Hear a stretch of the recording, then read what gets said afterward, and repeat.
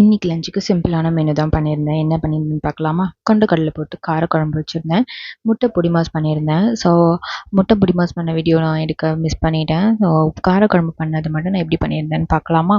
சிம்பிளான easy recipe தான். First கொண்டக்கடலையே உப்பு போட்டு கொஞ்சமாக தண்ணி ஊற்றி வேக வச்சுக்கிட்டேன். இந்த தண்ணியை நம்ம கொட்ட மாட்டோம், அப்படியே நம்ம குழம்புக்கு யூஸ் பண்ணிக்கலாம். ஸோ அதனால் கொஞ்சமாக வச்சுருக்கேன் தண்ணி.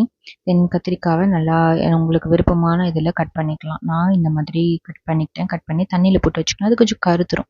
சைட் பை சைடு நான் ரைஸுமே வச்சுட்டேன். ஸோ கடாயில் எண்ணெய் ஊற்றி எவ்வளோ எண்ணெய் வேணுமோ அவ்வளோ எண்ணெய் ஊற்றிக்கலாம். காரக்குழம்புக்கு கொஞ்சம் எக்ஸ்ட்ரா இருந்தால் தான் டேஸ்ட் வந்து நல்லாயிருக்கும்.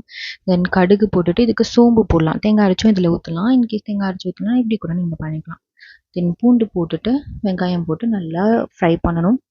நல்லா அது பொன்னிறமாக வரும்னு சொல்லுவாங்க இல்லையா, இந்த மாதிரி வரும்போது வர அளவுக்கு நம்ம வந்து பண்ணணும். தென் தக்காளி போட்டு உப்பு போட்டுட்டு கருவேப்பிலை கொத்தமல்லி உங்களுக்கு எது விருப்பமோ அது போட்டுக்கலாம். தென் நாங்கள் முருங்கைக்காவும் கட் பண்ணி வச்சுருந்தேன். முருங்கைக்காய் கத்திரிக்காய் எல்லாமே போட்டாச்சு.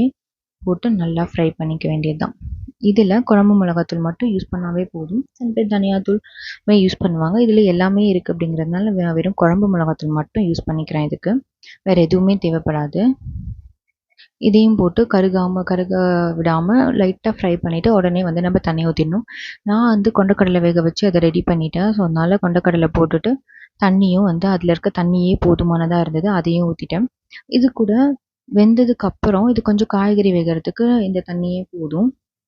ஸோ அதனால் நல்லா கொதிக்க விட்டுட்டு புளி தண்ணி ரெடி பண்ணி வச்சு கொஞ்சம் காய்கறி வெந்ததுக்கு அப்புறமா புளி தண்ணி ஊற்றணும். நான் அதை வீடியோ எடுக்க மறந்துட்டேன்.